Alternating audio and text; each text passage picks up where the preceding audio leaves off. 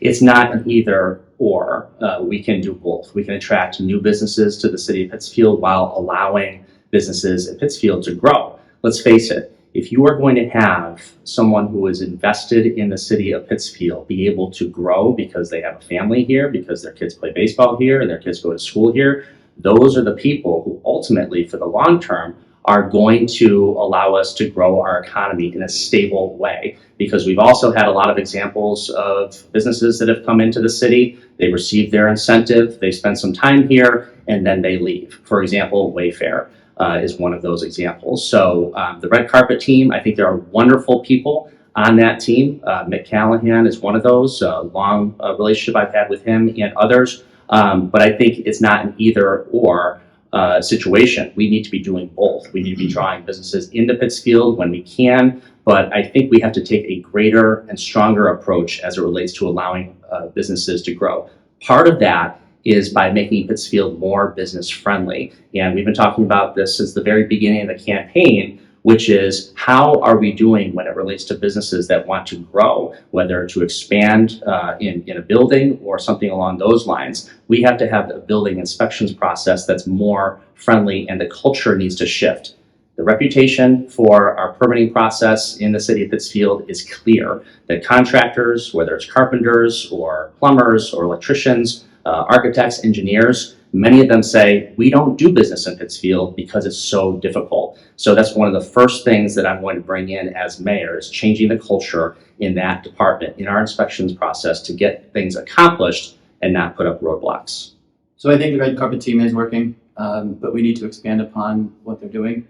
It can't just be looking for companies to come from someplace else and come to the city of Pittsfield. We also need to work with our own local businesses. And we have some success stories that we've seen from local businesses, such as Interprint, and once LTX Smart Glass was here, a little expansion there. One of the things that I will do on day one as mayor is bring back the Small Business Trust Fund.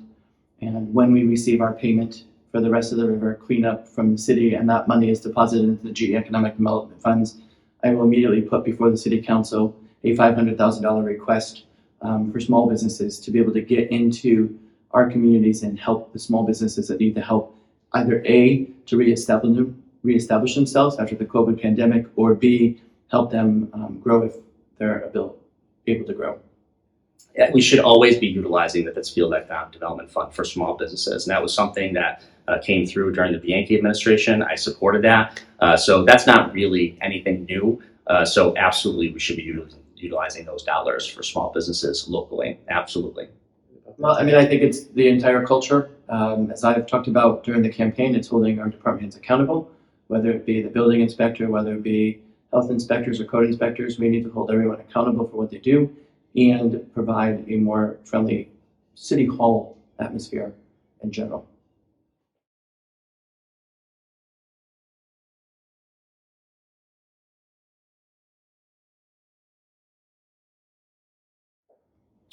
So there's a lot to that question. First, I think with all our boards, when we established the Board of Health, one of the concerns and one of the discussions that we had was the autonomy that the Board of Health would have. As I look at decisions that the Board of Health has made, there have been times that I've been with them and times I've been with them against them. The one time against them is after we had an investor put so much money into a gas station on East Street, and then they were denying the tobacco permits that needed in order to make it a viable business option. So I think that there needs to, as we're having conversations about city departments being more business friendly, we also have to make sure our Board of Health is more friendly. There needs to be much more collaboration between the administration and the Board of Health. As far as mosquito spraying, I was one of the people in 2019 advocating to stop the spraying after some additional research and looking at the fact that people can hire a private company to come spray their yard and not allow for the opportunity for people to opt out to their neighbors. I agreed to put some mosquito spraying back into the process, and did not pass the council. Yeah, let's be very clear that right now the autonomy of the Board of Health has been lost under this administration. And the Board of Health should be separate. The Director of the Department of Public Health needs to be reporting properly to the Board of Health, and that is not happening right now. So we need to bring that autonomy back. When it came to the cell tower issue with our friends in Shacktown, what happened to those individuals is unconscionable. And we should all be ashamed of the fact that this administration never responded to them for many, many, many months over time just to get a conversation with the administration. So that is wrong. Also, when the Board of Health decided to have some sort of legal representation in regard to dealing with Verizon, the mayor disallowed any funding for it. And the council was not able to do anything about that either. So again, we saw this situation where the Board of Health lost their autonomy. So I want to be 100% clear that we are going to bring that back. The Board of Health needs to have autonomy. The Board of Health did have a view in regard to mosquito spraying. It is their role. My thought on mosquito spraying is, yes, we can do targeted spraying when it is required. When there's West Nile or issues like that, it can be very, very targeted and not widespread. And that's something I think that residents, especially in wet areas, do require. And I also look at mosquito spraying is only one component of mosquito control. A lot of it includes ditch digging and reducing standing water and larvicide as a part of that program, which we should also be focused on. But to be clear, the Board of Health has lost their autonomy under this administration. I will bring that back. In regards to the Board of Health can make decisions and they can work.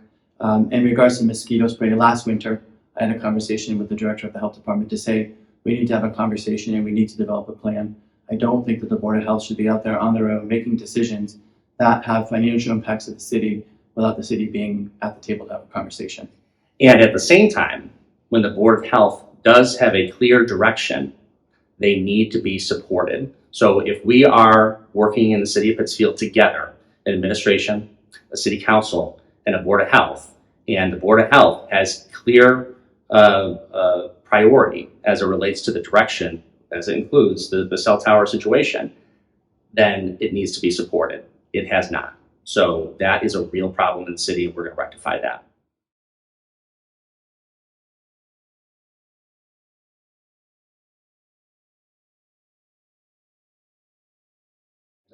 One thing that is a true gem in the city of Pittsfield are our parks, in particular Springside Park. So when we talk about the true draws to our city, Springside Park has to be utilized in that way. So yes, it's a delicate balance between what is the natural resources that we need to protect and also a lot of the uses that we've seen over the years, and many of those are certainly proposed. So first and foremost, we have an issue at Springside Park where we have an encampment there with individuals who are living in Springside Park. So when my administration begins, what we are going to do is take all the proper steps to make sure those individuals have all services available to them, but ultimately they need to not be in Springside Park. So I think in order to see Springside Park have its full potential, that encampment needs to be removed, and we need to get services for those individuals to allow the park to see its potential.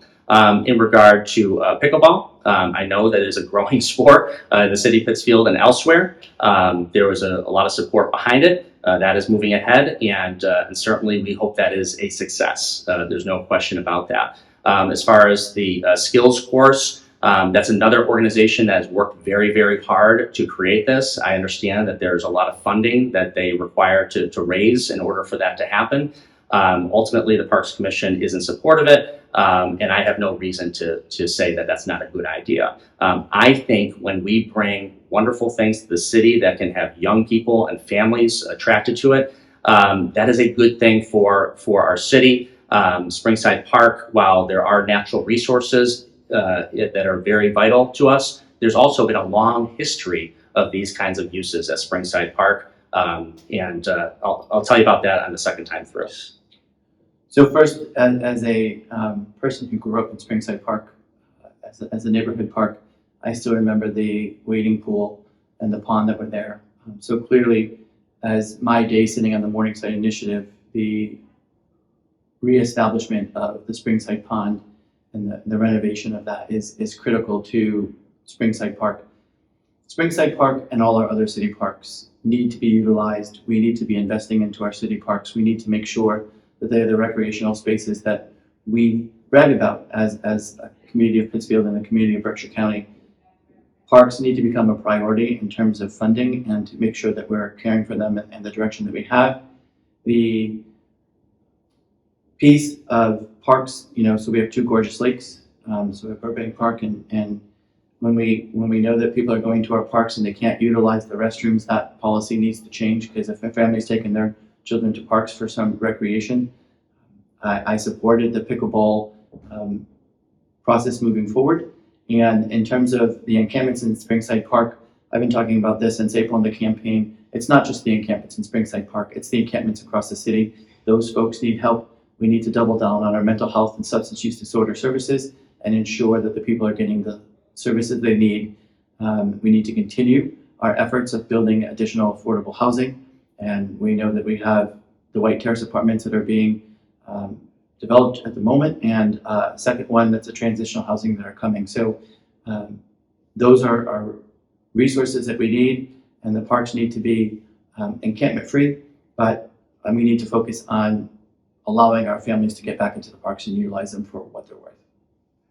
And Springside Park is near and dear to me, as it was the home course for Pittsfield High School cross country. I know every trail at Springside Park, and it is certainly a true gem. One thing that we're working on and has been worked on that my dear friend Chris Yan, back many years ago, started was the revitalization of the Springside house. And I think when we look at this property and look at that house, we got to be thinking about that as possibly even a revenue source, because we've seen many other types of properties in the Berkshires utilized as an event location for weddings and for other kinds of events. The Springside house is something that we can utilize. We can work with a caterer, and we can work through a process that ultimately would make that a draw, not only to the Berkshires, but also for Pittsfield specifically, as a location that would actually drive some revenue to the city. So that's the way we have to be thinking. We have to be thinking entrepreneurial as it relates to our parks and our entire city. In reference to the Springside Park, it's not we have to be thinking that it needs to be revenue generating. We're already thinking that as we're developing the plans for the Springside Park renovation. So it's not a case of thinking about it. We're already planning that as we're doing the renovation.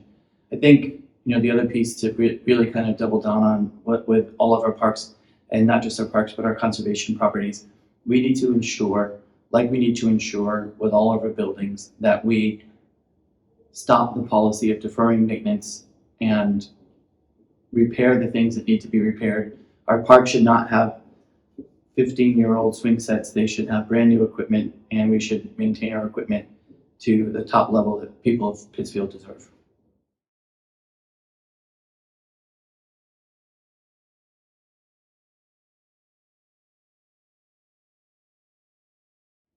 So there are some projects that you can't pay for all at once. I think the bigger question in regards to the wastewater treatment plant was, why did we wait so long? We knew 20 years ago that we needed to make these improvements. Why did we wait so long? So a price tag of almost $70 million could have been $17 million if we had done it 20 years ago when we needed to do it. The bigger question here for us is how we evaluate our water and sewer fees.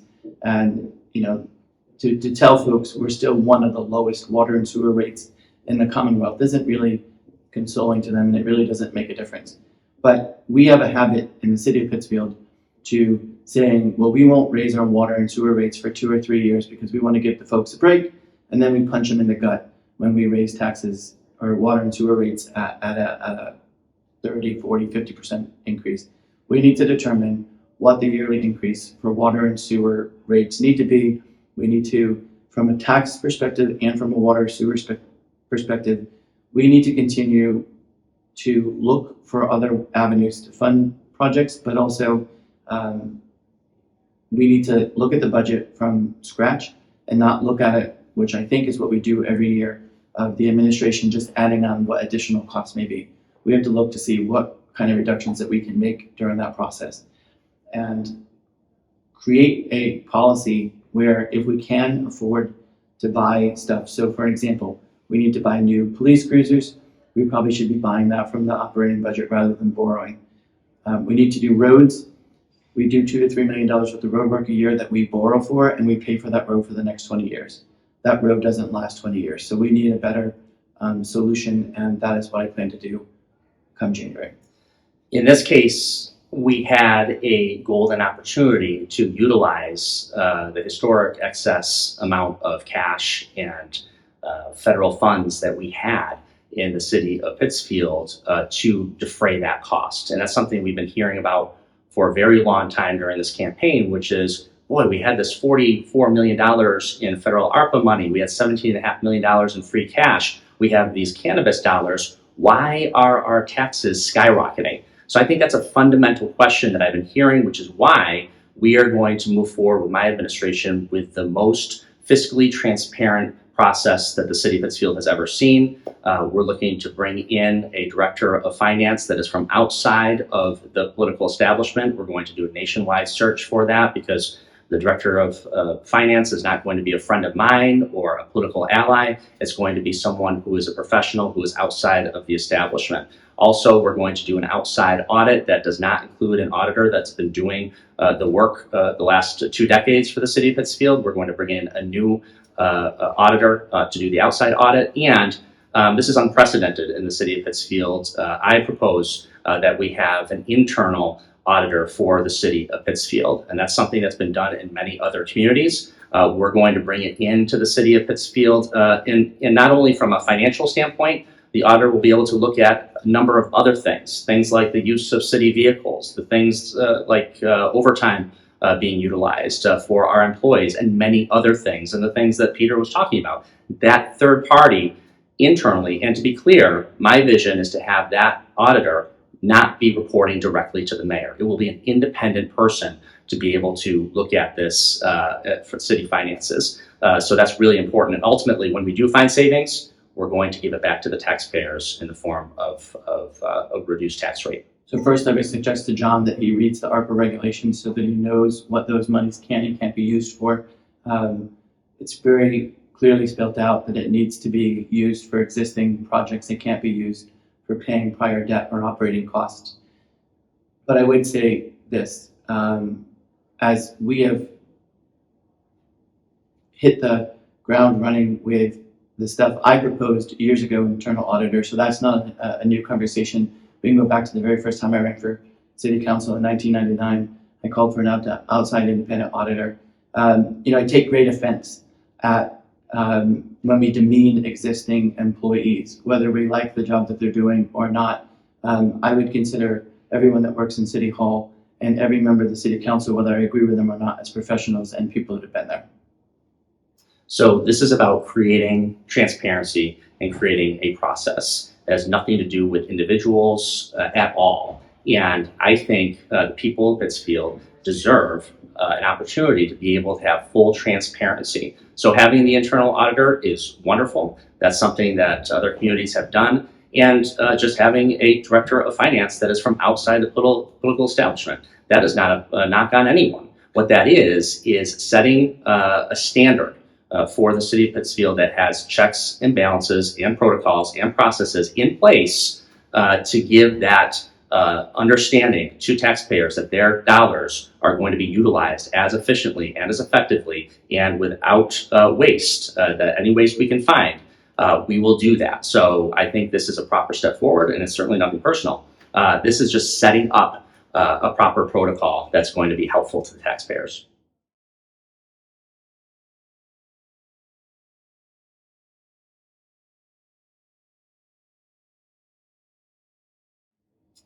That's a great question.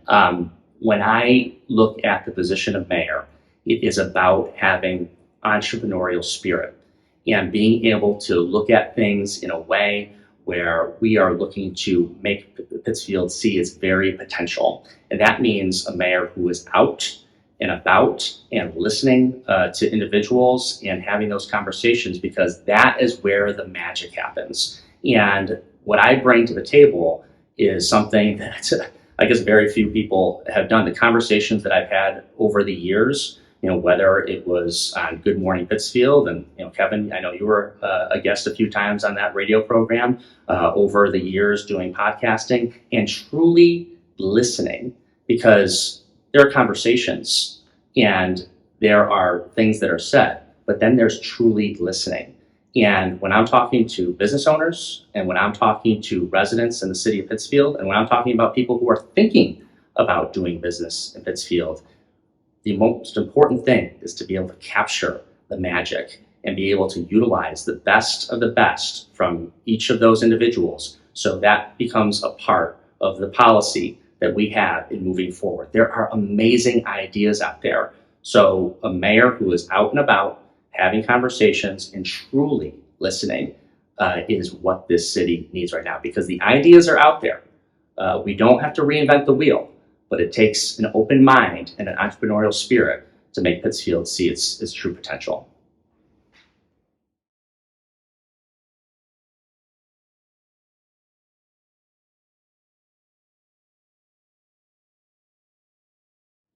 So I would say it's twofold. One, it's my ability to collaborate, and two, I think that the 30 years of community service that I've provided to the city of Pittsfield, whether it be Pittsfield's 4th of July parade or serving on a number of our nonprofits, boards and commissions, I sat at the table at Berkshire Eagle board meetings and worked on delivering their vision and their mission. I've worked on the Downtown Pittsfield Link board, again, looking to deliver on the promises of their vision and mission. So when you look at a person who has touched maybe 15 or so nonprofits and community boards, who's been engaged with the community, who's been having the conversations, who's been listening to the conversations, who's actually been doing the work, I think those are critical pieces. When I first became chair of the Morningside Initiative, I sat in front of a room of 50 angry people, and I challenged people to roll up their sleeves and walk the walk, not just talk the talk. And I asked people, we can complain all we want to, but if we don't want to get involved and we don't want to work, then I think that that's going to cause the separation of the roads and things not to get done. And so I think it's my collaboration, I think it's my ability to work with people, and it's my community service for the last 3 decades.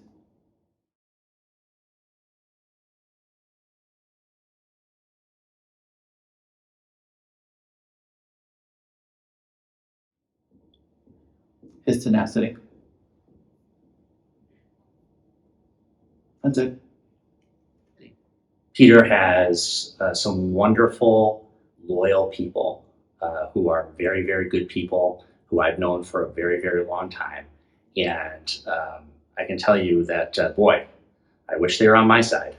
But I appreciate them.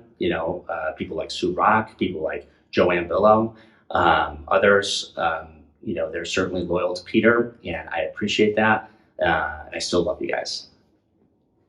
I mean, I would just echo, mayoral elections, city elections in general, are really truly community-based things, and sometimes we find ourselves on the same side and sometimes we don't. The question is, when the campaign is done, how do we rebuild and work for a better Pittsfield?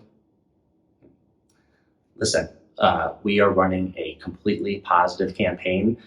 We will not run away from that at all, and we're going to go right to the finish line on November 7th, fully running an issue-based positive campaign.